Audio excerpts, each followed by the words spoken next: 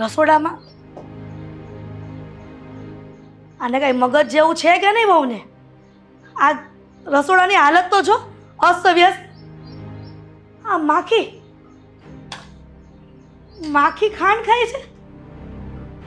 મીરા, એ મીરા વહુ, ક્યાં મરી? આવી ગયા? તો સવારમાં વહેલા ઉઠવાની તસદી લ્યો જરા, કે પછી સૂર્યવંશી છો તમે? મમ્મીજી, તકલીફ શું છે તમારા જીવનમાં? તકલીફની વાત કરે છે. આ જ્યારથી તારો પ્રવેશ આ મારા જીવનમાં થયો છે ને, ત્યારથી તકલીફોના ડુંગરો છે.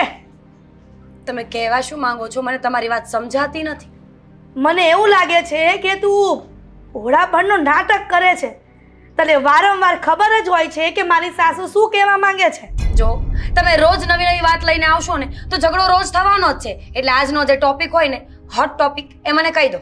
તો આજનો હોટ ટોપિક એ છે કે હું રસોડામાં કંઈક વસ્તુ લેવા આવી હતી અને રસોડામાં આ બધું અસ્તવ્યસ્ત પડ્યું છે. અને આ ખાંડ બુદ્ધિ જેવું છે કે આ ખાંડ ખુલ્લી ન રખાય. આ ક્યાંની માગી બળબણે છે ને? એ જ તો કહેવા માંગુ છું. બુદ્ધિ નથી એટલે તો ખાંડને ખુલ્લી મૂકી છે. બુદ્ધિ હોત તો ડબ્બામાં પેક ના હોત મમ્મીજી. એ વાત પણ સાચી છે. પણ લગ્ન પહેલા જ્યારે તને જોવા આવ્યા ને, ત્યારે તારા મમ્મી અને પપ્પાએ એટલા બધા વખાણ કર્યા હતા ને કે મને એમ થયું કે બુદ્ધિનો ભંડાર આની એકલી પાસે હશે. હા, તો વરને કોણ વખાણે? વરની માં. તમે પણ તો એટલા વખાણ કરતા હતા ને જેવું તમારા ઘરમાં કંઈ જ નથી. કેમ કઈ નથી? એટલે આવા રસોડા જોયા કોમન વ્યક્તિના ઘરમાં? આવા રસોડા કોઈની ત્યાં ન હોય. અને આ જો, આ સ્ટવ તો જો, આની સાથે એટેચ છે. હા, તો એ અટેચ છે, પણ અહીંયા અટેચ ન હોય એનું શું કરવાનું? મગજ જેવું તો કંઈ છે નહીં. જ્યારે હોય ત્યારે બસ ઝઘડો કરવા નીકળી પડો છો. અને તું શું અમારી પૂજા કરે છો? જો તું ઈ મમ્મીજી, ધંધો કરે છો ને? તમે છે ને મારી સાથે ઝઘડો નહીં કરતા. હું પણ એ જ કહેવા માંગુ છું કે ઝઘડાનું મૂળ કારણ તું જ છો. હા, તો શું? આ વ્યવસ્થિત કામ કરતા જાવ, કોઈને બોલવાનો મોકો ન અપાય તો ન બોલે. નહીં કરું તો શું કરી લેશો? આમ પણ આ લોકો જે વાતો કરે છે ને એ બરાબર જ છે કે તારી સાસુ એક નંબરની બુદ્ધિ વગરની છે. તને કોણે કીધું હું બુદ્ધિ વગરની છે? હું શું કામ કહું કે મને કોણે કીધું? આખા ગામને ખબર જ છે કે તમે બુદ્ધિ વગરના છો. કેટલાકના નામ આપવા મારે? હા, બધી છે ને તારે ખિસ્સાની વાત છે. કોઈ એવું નવરીનું નથી અત્યારે આ જમાનામાં કે તને બધાની વાતો કરે. વહેમ છે તમારો કે તમારી વાતો લોકો નથી કરતા. લોકો આપણા ઘર સુધી આવીને તમારી વાતો કરી જાય છે કે તારા સાસુ મંદિરે જઈને લોકોની વાતો કરે છે. આ ચાર ચોટલા ભેગા થાય ને એટલે કોઈનું ઘર તો ભાંગે જ. કેટલા ઘર ભંગાવ્યા છે આજ સુધી? જા જા, એ જુઠ્ઠી મારા પર આરોપ ન નાખ. ને તું કોણ કહેવા વાળી છે કે હું તારી વાતો કરું છું? એમ બુદ્ધિ વગરની હશે બધું. તમારા દીકરાની વહુ છું. આ ઘરની લક્ષ્મી છું, સરસ્વતી. લક્ષ્મી અને સરસ્વતી એને કહેવાય કે એના ગુણો હોય, પણ તારામાં તો એક પણ ગુણ નથી એના.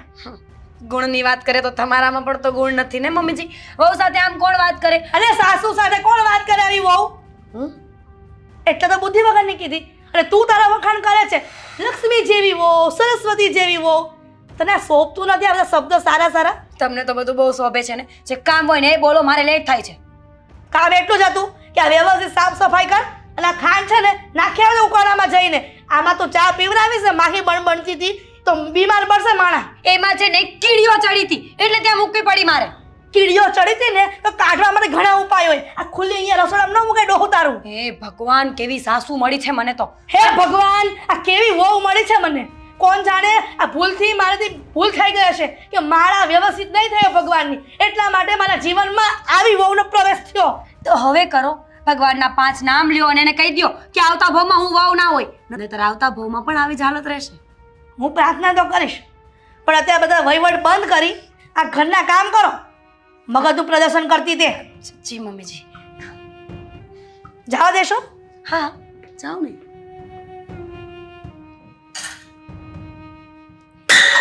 અરે રે સત્યાનાશ જાય તારું.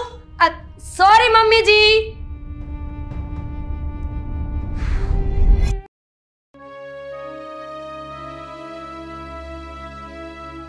હદ થાય છે ઘરમાં. ખબર નથી પડતી કે હું આ ઘરની આ વ્યક્તિ છું કે બહારથી આવીશું રહેવા. હવે શું થયું તમને?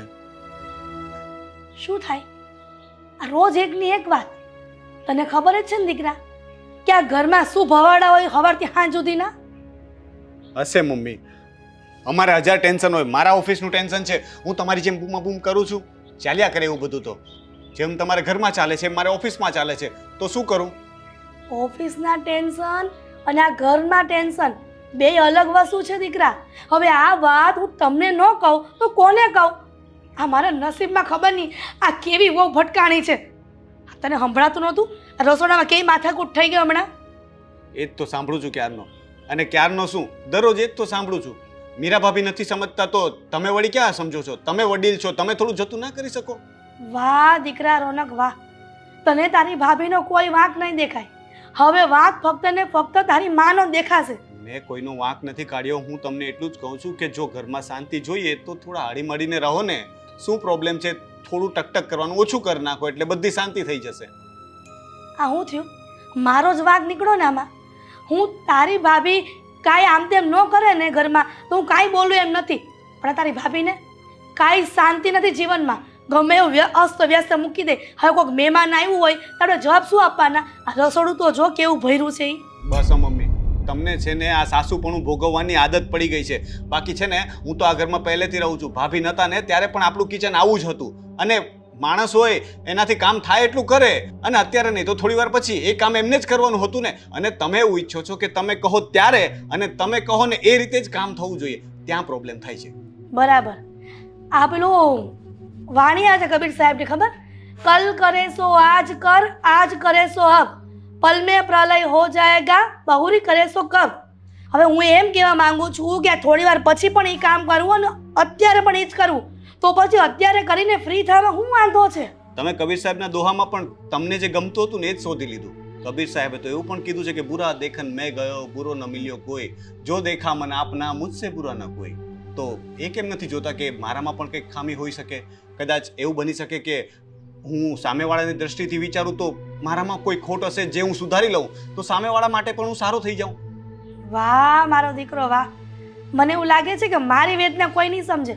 હવે મારી વાત આ બધી જ મારા આદિને કરવી પડશે.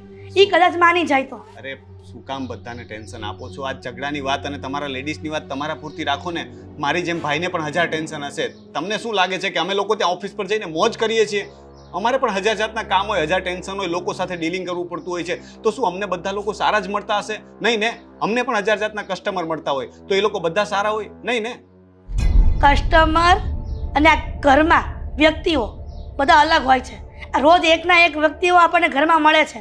હવે એની સાથે આપણે જો આવી રીતે રોજ ઝઘડા કરવા પડે ને તો આ સારું નહીં. હું એ જ કહું છું, ઝઘડા કરવા પડે. શું કામ કરવા પડે? કેમ કે સામેવાળાનો વાંક હોય છે.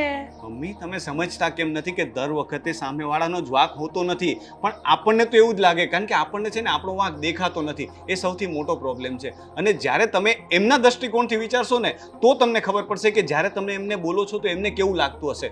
એમની પણ કોઈ ઈચ્છા હશે ને જ્યારે સાસરીમાં આવ્યા ત્યારે કે મારી સાસુ આવી હોય, મારો પરિવાર આવો હોય, મારું ઘર આવું હોય. શું એમને પોતાનું ઘર સારું રાખવાનું નહીં ગમતું હોય? મીરા ભાભી એટલા તો ખરાબ નથી કે પોતાના ઘરને ગંદુ રાખે. હા, ખરાબ તો મીરાની સાસુ જ છે ને. કેમ કે મીરાની સાસુને ટકટક કરવા જોઈએ છે. કેમ? મીરાનો કોઈ વાંક ન હોય છતાં પણ મીરાના પક્ષમાં એનો દિયર, એનો ઘરવાળો બધા જ છે. મને એમ હતું કે વહુ આવી જશે ઘરમાં તો મારા જીવનને શાંતિ થશે, પણ લાગે છે કે ઘરમાં પોતાનો ઘરવાળો હયાત હોય ને તો જ એ લેડીઝનું ચાલે. હા, તારા પપ્પા નથી ને દુનિયામાં એટલા માટે તમે લોકો મારી વાત નથી માનતા. બસ મમ્મી, હવે આ ઇમોશનલ ડ્રામા બંધ કરો. અમે તમારા બધા પડ્યા બોલ ઝીલીએ છીએ, તમારું આટલું ધ્યાન રાખીએ છીએ, પણ ફક્ત છે ને તમને હું હકીકત કહું છું. હું કોઈનો પક્ષ નથી લેતો. મને જે દેખાય છે ને મને જે સાચું લાગે જે તમને કહ્યું, છતાં પણ તમને ન પસંદ આવ્યું હોય તો સોરી. બસ અમે બધા બધી વાત કરીને સોરી કહી દો છો. છેલ્લે મારે વિચારવાનું રહ્યું કે મારે લોકો સાથે કેવી રીતના રહેવું. ગમે એટલી ભૂલ હોય તો પણ માવતરને કાંઈ કહેવાનું નહીં, જે હોય તે જોયા કરવાનું. તમે લોકો એમાં જ ખુશ છો ને? એવું નથી કહેતો. છોડો, તમે કોઈ વાતમાં નહીં સમજો. મારે કામ છે, હું જાઉં છું.